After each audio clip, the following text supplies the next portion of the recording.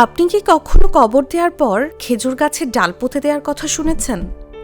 সাবেক প্রধানমন্ত্রী ও BNP chairperson Khaleda জিয়ার কবরেও আমরা দেখেছি খেজুরের ডাল। অনেকেই মনে করে থাকেন এটা মৃতের জন্য বিশেষ কোনো উপকার হবে, তবে ইসলাম কি বলে তা জানলে অনেক ভুল ধারণা দূর হবে।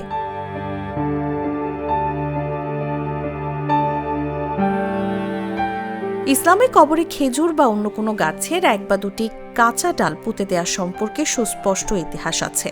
বর্ণিত আছে, একদিন রাসূলুল্লাহ সাল্লাল্লাহু আলাইহি ওয়াসাল্লাম জানতে পারলেন দুটি কবর আযাবের শিকার হতে পারে।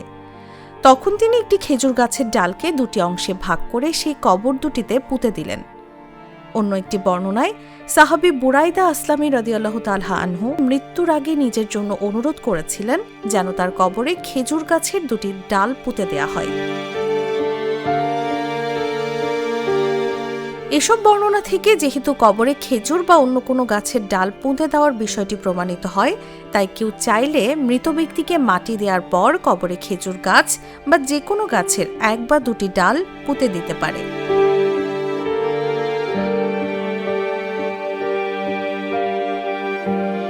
তবে আমাদের দেশের বিভিন্ন অঞ্চলে যেমন দেখা যায়, মরদেহ কবর দেওয়ার পর কবরের চার কোণে চারজন দাঁড়িয়ে চারটি তাজা ডাল পুঁতে দেয়, অথবা চারটি ডাল হাতে নিয়ে চারকোল পরে কবরে পুঁতে দেয়।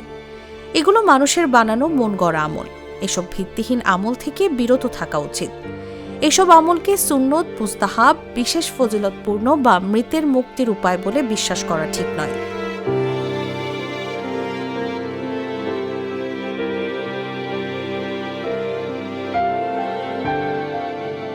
মৃত ব্যক্তিকে কবর দেওয়ার পর তার মুক্তির জন্য বেশি বেশি দোয়া করা উচিত।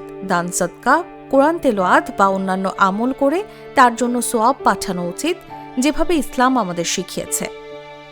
নিউজ ডেস্ক, জাগো নিউজ।